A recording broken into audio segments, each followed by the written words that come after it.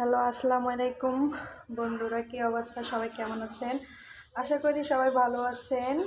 আলহামদুলিল্লাহ, আমিও খুব ভালো আছি। আমার নতুন চ্যানেল, ইউটিউব চ্যানেল, প্লিজ সবাই একটু সাবস্ক্রাইব করে দিন, লাইক কমেন্ট করে আমার পাশে থাকেন। আমিও ইনশাআল্লাহ সবার পাশে থাকব। আমার ফুল ভিডিও একটু দয়া করে সবাই দেখিয়েন। এই যে আমাদের সকালের নাস্তা আপু তৈরি করতেছে, ঝাল ঝাল ধোসা। কে কে ধোসা খেতে পছন্দ করেন আমাকে কমেন্ট করে জানাবেন।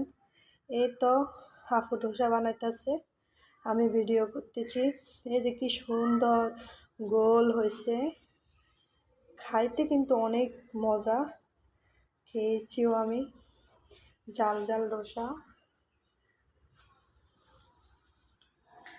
এই তো কি সুন্দর ধোসা হইতেছে, আপু বানাইতেছে। বড় আপুর হাতের নাস্তা খেতে খুব মজা, সেই স্বাদ। এই তো আপু একটু উল্টাইতেছে।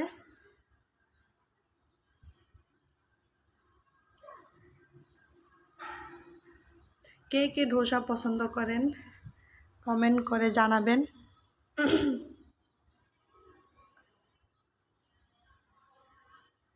এই তো ধোসা একটা হয়েছে, এখন দুলাভাইয়ের জন্য নিয়ে যাইতাছি।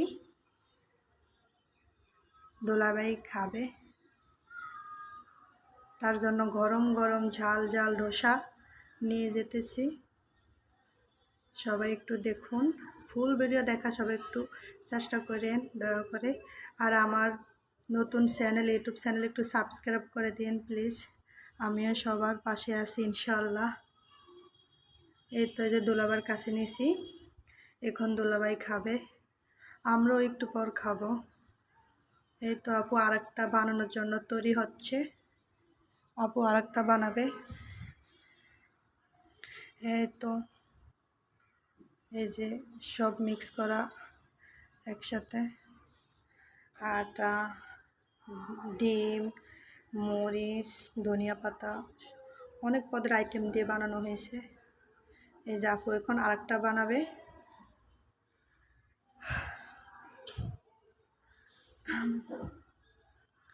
এই তো আপু আরেকটা বানানো হচ্ছে, আপু আরেকটা বানাইতেছে।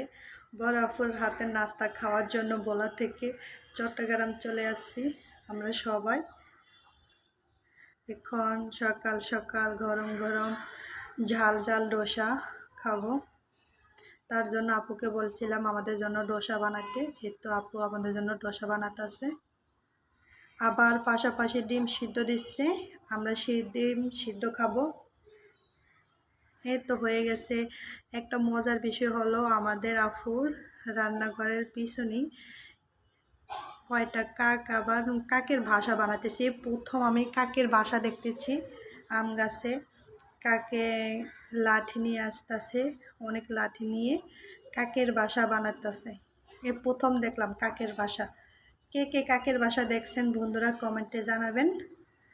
আশা করি সবাই ভালো থাকবেন।